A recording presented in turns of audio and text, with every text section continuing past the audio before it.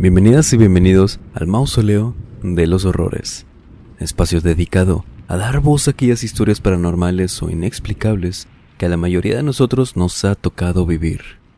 Historias en las que no sabemos exactamente qué fue lo que vimos, escuchamos o pasó, pero nunca se nos va a olvidar cómo nos hizo sentir aquella experiencia, ya sea miedo, confusión, angustia o calma. Lo que sí sabemos es que eso que sentimos fue real. Y ya que estamos aquí, permítanos acompañarlos durante cualquier actividad que estén realizando o pónganse cómodos. Vamos a desconectarnos del estrés y de la prisa del mundo exterior por un rato. Y mejor, preparen y acompáñenos con la bebida de su preferencia para transportarnos directo a cada sitio donde toma lugar cada una de las historias. Y antes de comenzar con el video, me gustaría enviarle un saludo y un abrazo muy cálido hasta el cielo a Miguel Mas, padre de Eloísa Mas, quien recién comenzaba a escuchar las historias de este espacio y estaba próximo a celebrar su cumpleaños en este plano y lamentablemente se nos adelantó en el camino. Y aunque no tuvimos el placer de conocerlo, aunque fuera a través de los comentarios, le dedicamos estas palabras en este humilde espacio, pues estoy seguro que fue una persona muy querida por su familia y que lo recordarán siempre con mucho cariño. Les mandamos también nuestras condolencias a la familia del señor Miguel, acompañadas de un muy fuerte abrazo. Miguel, un abrazo hasta el cielo. El día de hoy, y para inaugurar este mes del terror, me gustaría iniciar con una serie de historias que muy amablemente nos han compartido por Facebook y el correo electrónico. De hecho, algunas las tenemos incluso desde la primera parte de esta temática, pero que hasta el día de hoy pudimos terminar. Temática en la que nos comprueban esos dichos que nuestros abuelos, nuestros padres, nuestros mayores y de un tiempo para acá, nosotros también comenzamos a decir. Por más escalofríos, por más noches de sueño que nos quiten, por más que amemos con tanta pasión el tema de lo paranormal, caso de un servidor, es que hay que tenerle más miedo a los vivos que a los muertos. Y la primera historia de esta noche, de varias de hecho que hacen justicia a esto que les acabo de decir, se nos solicitó que fuera compartida de manera anónima, pero solo se nos permitió poder comentar la ubicación del suceso, el cual ocurrió en el municipio de Guadalupe, en la ciudad de Nuevo León, México. Y lo que nos cuenta es lo siguiente.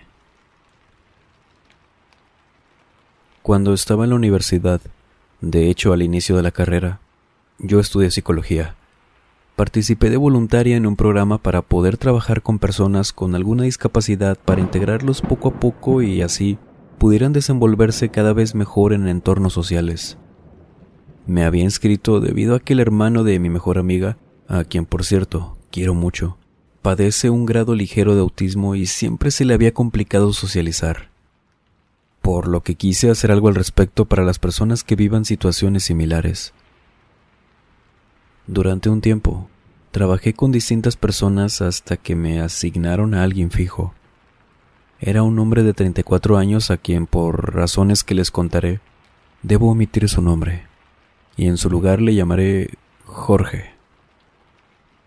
Durante 3 semanas estuve enseñándole cómo mantener una conversación casual, modales, reglas de interacción social, entre otras cosas, y realmente veía su progreso con el paso de las sesiones y de las semanas, así como su esfuerzo por encajar. Me llevaba muy bien con Jorge. De hecho, era una persona muy tranquila. Nunca tuve problema con él y siempre estaba muy atento a lo que debíamos poner en práctica. Sin embargo, no fue sino hasta un sábado por la mañana que regresé a casa, después de comprar de almorzar para mi mamá y para mí, en solo un pequeño lapso de algunos 30 o 40 minutos que no estuve en casa, que, al estar por llegar a unas cuantas casas de la mía, vi una patrulla de policía y una ambulancia enfrente de mi hogar. Al ver esto, por supuesto que me alarmó bastante. Comencé a correr hacia mi mamá, que estaba afuera, unos vecinos, policías y camilleros, pero No tardé mucho en ver que a mi madre la tenían con un brazo vendado y estaban a punto de llevarla al hospital. Afortunadamente no le ocurrió nada grave físicamente, pues los policías, junto con mi madre, luego de un rato, me contaron que Jorge había estado rondando alrededor de nuestra casa, asomándose por las ventanas, mientras tomaba fotografías, y todo esto lo vio un vecino, quien al instante llamó a la policía, pero antes de que llegaran ellos, este tipo había decidido entrar a la casa, la cual no tenía llave en ese momento. Dice mi mamá que Jorge entró preguntando por mí, así, como si fuera su casa o como si no hubiera problema con entrar como si nada a casa de algún extraño. Mi mamá, por supuesto que estaba completamente asustada al ver esto, ya que ella estaba en la sala cuando lo vio entrar y le gritó que se fuera, y me dijo que aquel tipo, al escuchar que yo no estaba, se puso muy agresivo, y de un instante a otro tomó un cuchillo de la cocina, la cual no quedaba muy lejos de la sala, e intentó herir a mi mamá. Afortunadamente, no pasó de algunos cortes muy superficiales, ya que, como les comento, un vecino ya estaba al pendiente de eso, y pudo entrar casi al instante para sujetar a Jorge en lo que llegaba la policía, la cual sorprendentemente no tardó mucho en llegar. A todo esto, la policía se lo llevó, y tiempo después, quizás algunos 2 meses, luego de proceder con todo el tema de lo legal y eso, se dieron cuenta de que Jorge no tenía ninguna discapacidad, que estaba fingiendo todo y, claro, se tomaron también represalias contra el lugar donde se llevaban a cabo las sesiones. Sobra decir que yo ya no acudí a ese lugar, y siempre pensaba en qué hubiera pasado si yo hubiera estado en casa en esos momentos, qué es lo que quería. Y tampoco dejo de pensar en el terror que seguro sintió mi madre. La segunda historia de esta noche nos fue compartida por Ángel Treviño. Esto que estoy por contarles me sucedió hace apenas unos meses antes de que iniciara la pandemia, y aún es fecha que no encontramos una respuesta clara. Bueno, solo teorías. En aquel entonces que les comento, 3 amigos y yo compramos boletos para acudir a un festival de música a un estado vecino, el cual se encuentra a aproximadamente unas 4 horas de nuestra ciudad, por lo que nos fuimos en la van de uno de ellos y desde muy temprano nos dirigimos hacia allá con la condición de que regresaríamos en cuanto terminara, debido a que 2 de nosotros tendríamos que trabajar al día siguiente, de manera que nos tocaría manejar de regreso durante la noche. Y así fue. Terminó el concierto, todo excelente. De hecho, nos la pasamos mejor de lo que esperábamos, y emprendimos nuestro regreso en carretera. Y en esta ocasión, solamente el dueño de la camioneta manejaría, y en caso de que necesitara un relevo, alguien más lo haría sin problema. Al inicio todo transcurrió normal, y por más que quisimos mantenernos despiertos, platicando, escuchando música, de todo, caímos dormidos casi al instante, supongo que por el cansancio de aquel evento. Hasta que, de pronto, mi amigo el conductor nos despertó con una voz muy baja, disimuladamente también, y nos dijo que miráramos hacia adelante.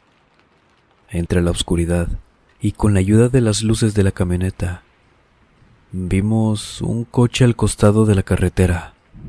Mientras seguíamos avanzando, no sabíamos si detenernos para ver si alguien necesitaba ayuda o algo, pero a falta de ver a alguien cerca o ver otra cosa que no fuera aquel coche, seguimos con la idea de nuestro conductor, quien nos dijo que deberíamos primero pasar a la altura del vehículo y ya de ahí veríamos qué haríamos, pero que no se iba a detener para nada.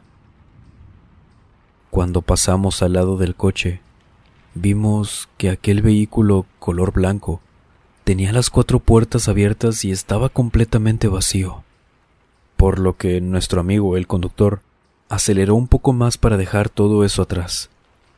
De igual manera, intentamos levantar un reporte a la policía en ese momento, pero en aquella zona ninguno de nosotros pudo hacer alguna llamada por falta de señal.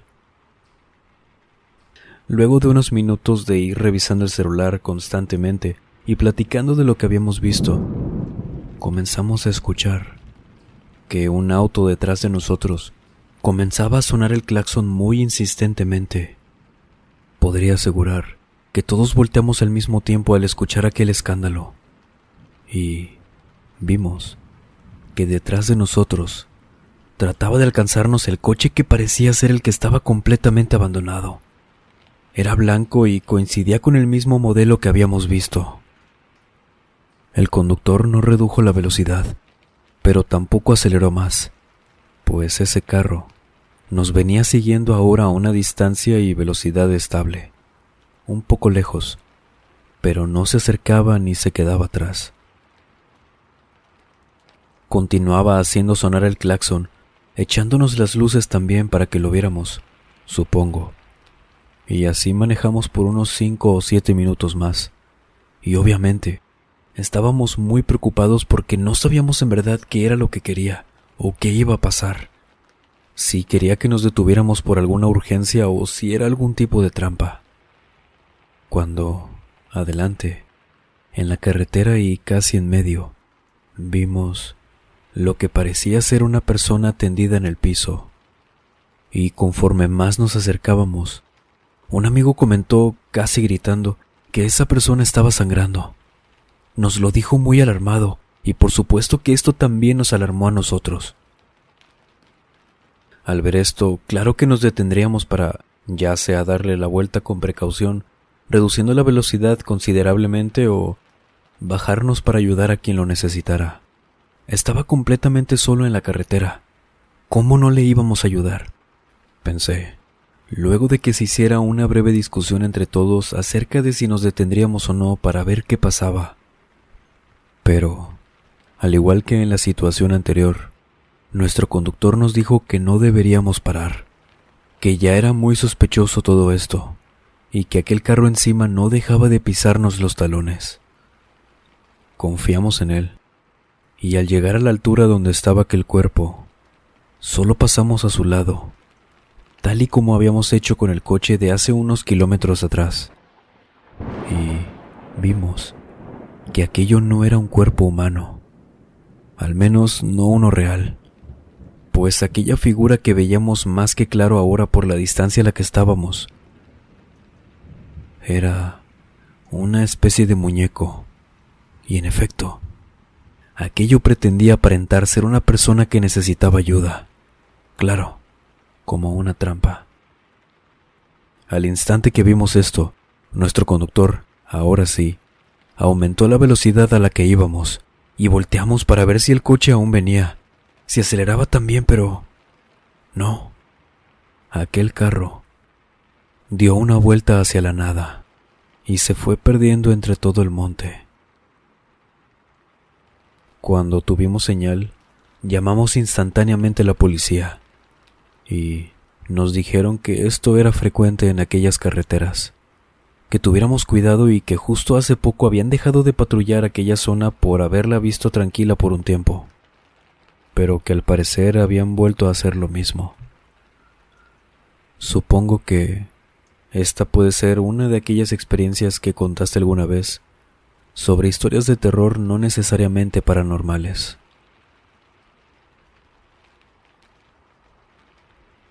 La siguiente experiencia nos fue compartida por Rogelio Ayala.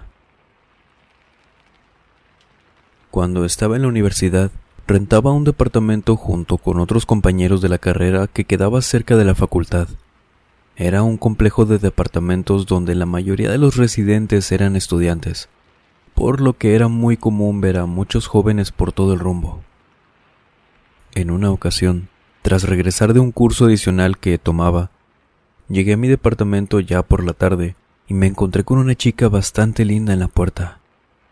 En cuanto me vio se disculpó, y me comentó que venía a visitar a una amiga, pero que al parecer se había equivocado de departamento y su celular se había quedado sin batería también. Yo sin ningún problema le invité a pasar para que pudiera llamar o cargar a su teléfono. No les voy a mentir, en ese entonces era muy joven y me dejé llevar por lo atractiva que era. Eso sí, sin ninguna mala intención, más que aprovechar la excusa de ofrecerle ayuda y poder conocerla.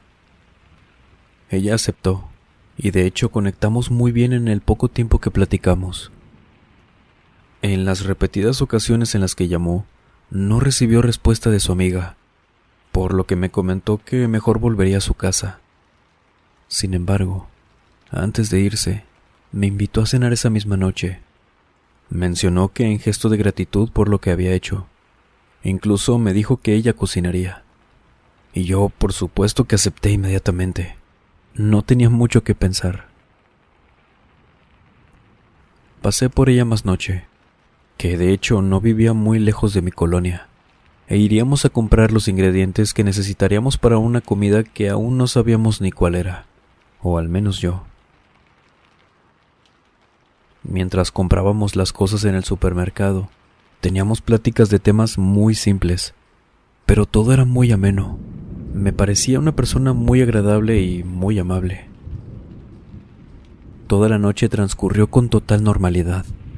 Decidimos preparar sushi. Bueno, ella, ya que no me dejó ayudarla en la cocina. Hasta que, en un punto de tantas conversaciones que tuvimos, ya una vez habíamos terminado de cenar y simplemente platicábamos en la mesa. Me preguntó si había escuchado acerca de una noticia, algo reciente para ese tiempo, en la cual un joven que trabajaba en una tienda de conveniencia aquí en la Ciudad de México había terminado con la vida de sus padres y había huido. Yo sí había escuchado la noticia, por lo que empezamos a especular que qué era lo que había pasado. Recuerdo todo lo que hablaban del caso en las noticias y en otros medios, y todo indicaba que él sí lo había hecho. Sin embargo, ella se mostró muy molesta con lo que dije, que era precisamente esto, que todo apuntaba que él era el culpable. Pero ella comenzó a insistir que era inocente. Dejó de ser una simple plática sobre un tema y parecía más una discusión sobre algo delicado. Y la noche pasó de ser una hermosa velada a una situación algo incómoda, dada la insistencia de su parte por defender su punto sobre el tema. Por lo que no pasó mucho para que yo le inventara que tenía que volver, ya que tenía un examen importante mañana muy temprano, a pesar de que ella insistió en que me quedara. Pero no acepté y me fui. Esa noche, regresando a mi departamento, me encontré con mis compañeros de cuarto, quienes estaban preocupados por mí. Me estaban esperando en la estancia, de hecho. A lo cual les conté lo que había pasado esa noche. Todo, desde la tarde. Después, ellos me preguntaron que si era la chica que habían visto conmigo apenas un día antes, a lo cual yo no entendí. No sabía a qué se referían. Y entonces, me contaron que un día anterior vieron a esa misma chica, como yo se las describí, seguirme a la distancia en la universidad. Pensaron que era una amiga mía o tal vez alguna admiradora secreta, ya que, según ellos, había estado todo el día con ella, o al menos coincidíamos mucho. Sin embargo, en cuanto escucharon lo que les conté, las sospechas fueron demasiadas y diferentes. Avanzaron algunos días, una semana tal vez, en los que la chica seguía insistiendo en que nos viéramos y que fuera a su casa. Comenzaban a hacer muchos mensajes y las llamadas. Bueno, tal vez para lo que yo estaba acostumbrado. Sin embargo, yo la ignoré. No le inventaba excusas, simplemente la ignoraba. Y todo eso, claro que me daba muy mala espina. Hasta que de un momento a otro, me dejó en paz. Ni un solo mensaje. De todo eso pasaron un poco menos de 2 meses. Y recuerdo, aquella sensación de frialdad en cada gota de mi sangre, cuando junto con mis amigos quienes vivíamos en el departamento, vimos que en las noticias habían capturado al chico del crimen que les comenté, pero que aquel joven había tenido una cómplice. Su novia lo confesó. Y de hecho, difundieron la fotografía de los dos. Y como se imaginarán, sí, aquella cómplice era la chica con la que había cenado y salí. Nunca sabré cuáles eran sus intenciones conmigo. Si me veía como una salida para alejarse de su novio, el asesino, si me querían usar como coartada, o si incluso querían hacerme lo mismo que a sus padres. Porque de todo aquello se comentó en los medios, donde alcanzaron a cubrir la noticia que no fue difundida como siento que deberían. Habían cometido un par de crímenes de la misma naturaleza desde que los comenzaron a buscar. Y vámonos directo con la última historia de esta noche, la cual nos fue escrita y compartida por Victoria Salinas. Lo que les voy a contar es algo breve, pero no por ello deja de ser horrible, y mucho. Cuando tenía 9 años, vivía en un complejo de departamentos en una parte muy céntrica de la ciudad. El complejo era bastante bonito, ya que aparte tenía un parque verde y muy amplio, al cual podía acceder cualquier persona. En una ocasión, decidí junto con mis hermanos hacer un picnic en el parque. En aquel entonces ellos tendrían 6 y 3 años. Todo iba marchando bien. De hecho, era un lugar muy tranquilo. Por ello mismo, nos dejaban salir sin tanta supervisión más que una mirada de vez en cuando de mi madre. Hasta que, pasado un rato, vi a una camioneta azul conducida por un sujeto que recuerdo era bastante extraño. Esta persona manejaba lentamente al lado del parque. Se asomaba hacia los lados, con la vista totalmente hacia afuera de su camioneta, como si estuviera buscando a alguien. Y bueno, después de eso, esta persona pasó de largo.